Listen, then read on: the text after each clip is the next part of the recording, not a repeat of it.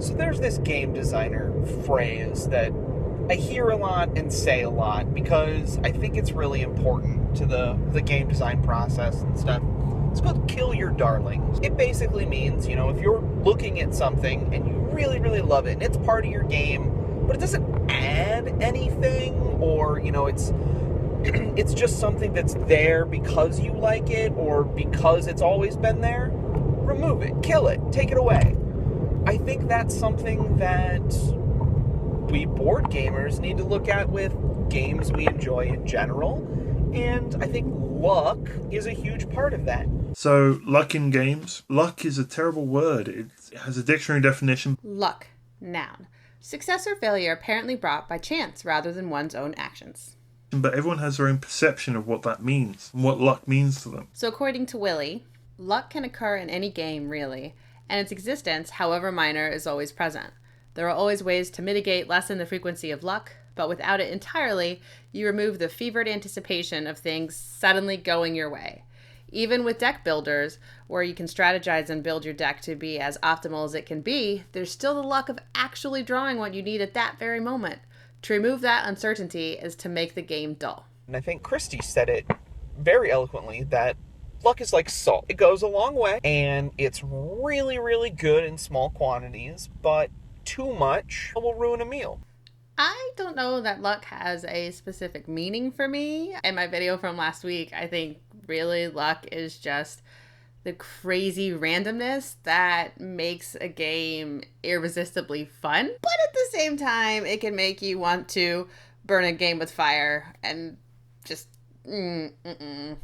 Normally, I am not a super huge fan of luck in games just because it can get frustrating and you often don't have a lot of control over what you can do when luck is in the game. I know that luck enhances an experience for me, but it's certainly not pivotal to an experience. People have their own rituals. Alex Singh at Bottom Shelf BG says, lick the yellow pieces so no one else will take them. Christy, I think, hit the nail on the head. Like when you're rolling a die for like a big roll in a role-playing game or something like that, maybe you'll shake it a little longer to increase the drama and the suspense of the moment. To kind of add to my, OCD behaviors, when playing a game, like obviously when I'm done with it, you put the lid back on, but I have to make sure that the lid and the back are the same so that they're both, oriented the same way.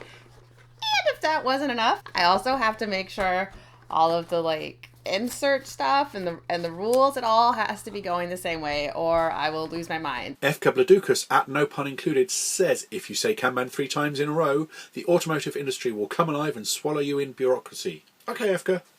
Whatever. Their own superstitions. The Boarding Kennel at Boarding Kennel _ says, believing individual dice are lucky and favouring them after a good couple of rolls is definitely a thing I do. I'm not sure if it's a superstitious thing, but going back to something we talked about in a previous month, anytime I play Betrayal at House on the Hill, I'm dimming those lights and starting some spooky music. Do I feel that makes my die rolls better? Yes, I absolutely do. Speaking of die rolls, I have recently discovered that I'm quite superstitious when it comes to dice as they relate to RPGs. I could care less about them in normal games, but when I play with them before I start, I have to put all of the dice on whatever the highest value is. So a D20 I'm going to put on the 20, the D6 will be on the 6, the 4, and so forth and so on. And I don't know if this makes me any better at rolling, but I like to think that giving it that little extra, all right, we're all set for the game, guys,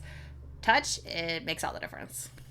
Ben Maddox at Ben is Ace says, superstition implies it's untrue, but everyone knows that you lie the dice high side up so they get trained. So Ben likes to train his dice. I'm oddly non-superstitious when playing role-playing games. I feel that I get enough control out of a role-playing game just by being in control of my character. So Ulf Pearson at BG Ulfa says, I have a friend who, when rolling one die, has to have another die in hand so that it feels right. And himself says rolling dice is a skill.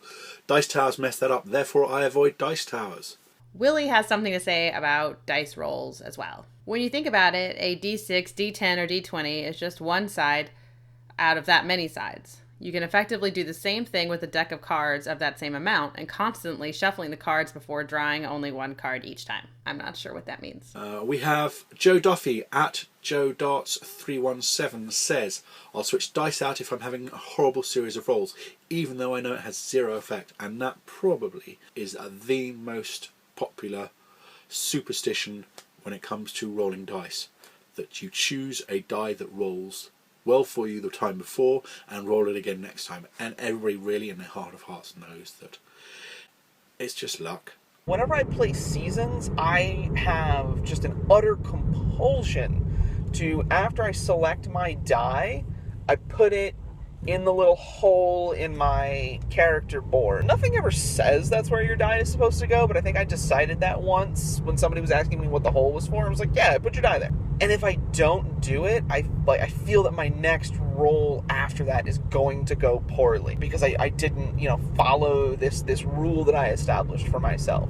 So I think that's a superstition. And some people may not have any of those. Paul Leon Cavallo at CBJ_Paul says, oddly, nothing I can think of considering I have an overabundance when it comes to baseball. I know I don't. I roll a die and it comes up however it does. It's not something I can affect after I've rolled it. Daniel Scarlet Pete at Daniel Scarlet Pete says, players don't want too much randomness because they want to execute a plan and take credit for good play. Players expect randomness because it's an important, not the only, source of replayability. However, our perception of how luck is generated can affect our enjoyment of games. I tend to like games where luck is not the whole component of what you're going to be dealing with. Like Morels, where the luck is how the mushroom cards come out and how you're able to deal with that.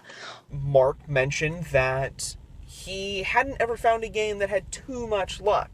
And so he was given everything a try. My counter-argument to that would be something like the Flying Frog games, where you roll a die to see how many spaces you can move, and then you encounter a location, and you draw a card, and that card probably is going to make you roll some dice. And then the bad guy goes, and the bad guy draws a card, and then the bad guy rolls some dice to see what happens, and then everybody rolls some dice to see what happens because of the bad guy's card, and it's like kind of ridiculous. Space Hulk Death Angel. This game, which I've played solo a fair bit, has randomness at its core on how events play out. You can roll this horrible, painful die that will more often than not kill you off, but you have to roll it. It's integral to the game. That can feel very bitter as you've done all you can to mitigate the odds, but that one die roll has ruined it all. There are other games where that kind of simulation of events is far less nasty, even though it can be just as mean. For example, Greenland by Phil Eklund. This card game is very good. It simulates survival. It simulates that kind of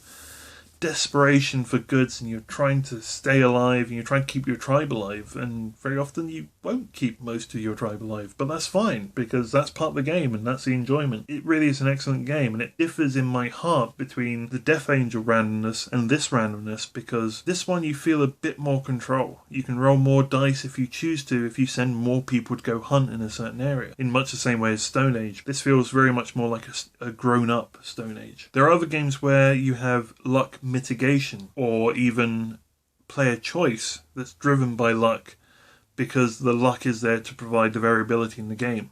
This is from Willie. Mitigation of the die roll is one of my main goals in my latest game design, because if you can leverage what's on the dice sides, you can have more control over what you roll. Games like the Lego ones with the changeable die faces, or Rattle Bones that does that same thing, Rattle Bones came first, do an interesting job in being able to do just that. Other times, you just leverage the dice rolls in your favor so you mitigate and control the outcomes. Games like Machikoro allow this to make the dice rolls work for you and your own town cards. Alien Frontiers is also an interesting one where you can manipulate the dice rolls with card abilities. So if the roll you had wasn't in your favor, you can always adjust it with abilities. Probably my favorite heavier game that has a lot of luck in it would be Alien Frontiers. There's a lot of dice rolling in that, which I love, and I love having the dice be used as spaceships. I love that in this game, even though you might roll a 1, you can still use it.